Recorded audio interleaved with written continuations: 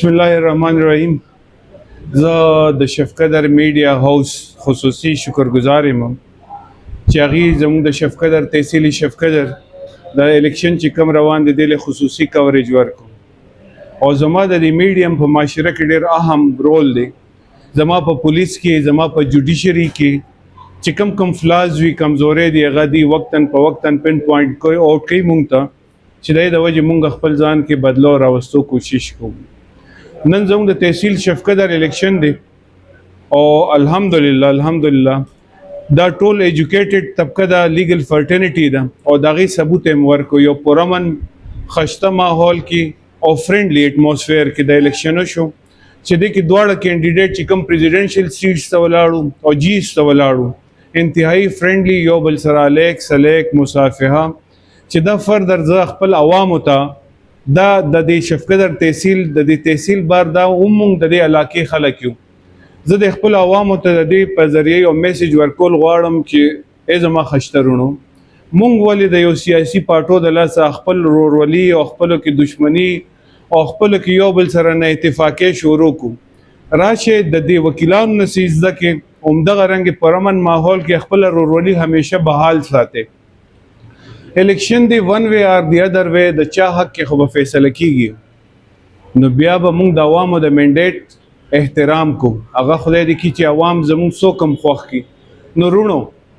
د دې چینل په وساطت سره زه ټول تحصیل شفقدر ته دا درخواست کوم چې خپلو کې ورورولي او خپلو کې اتفاق او خپلو کې اتحاد ساتئ. چې کم مشر راځي نو هغه به زموږ د پاره راځي او زموږ د پاره بعد زموږ چې کم ضروریات دي، مسایل دي، مونږ ته په تحصیل شفقدر کې زموږ کومې محرومې دي نو هغه به هغې بره وړي په اسمبلو ته، کو هغه پروینشل وي او کو هغه قومي اسمبلی وي، د هغې به هغې د ریزالو کولو د تصفیې کوشش کوي. نو ونس اگین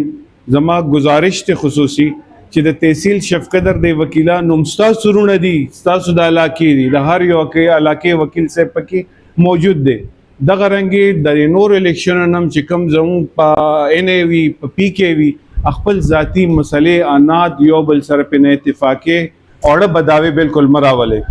او ان شاء الله در روان کابینټ به د تحصیل شفقدر د عوامو د پاره بهترین کار دلته مونږ ته اوسم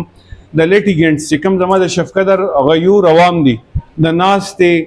د شیلټر، د سوري، د پکی او د سکیورټي اوسم ډېر خدشات دي او زه امید لرم چې دا نوې کوم کابینټ راشي دا به د دې مسلو حل کولو بھرپور کوشش کوي او مونږ به د شفقدر عوامو په وساطت سره وقتاً په وقتاً دا ټول شیان ورته پوینټ آوټ کوو چې کوم سړی راشي چې آینده زما په تحصیل شفقدر کې چا سره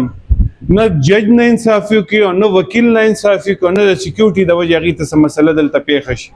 ځکه چې انفارچونیټلی یو څو وقوعات دلته وشو چې دلته قیمتي خلک ضایع شو او انشاءالله د نوې کابینټ په وساطت سره به مونږ دا مسلې ټولې حل کوو چې آینده څوک هم راځي پرامن بي. الله دې د ټولو خلکو مسلې حل کې بار چې د عدالتونو نه بار مونږ خلکو کې دونه شعور راشي چې عدالتونو نه بار مونږ خپل مسلې حل کو، په خپل کور کې حل کو، چې د تھرډ پرسن او د پیسو د جرګتیان نه مونږ ځانونه خلاص کو.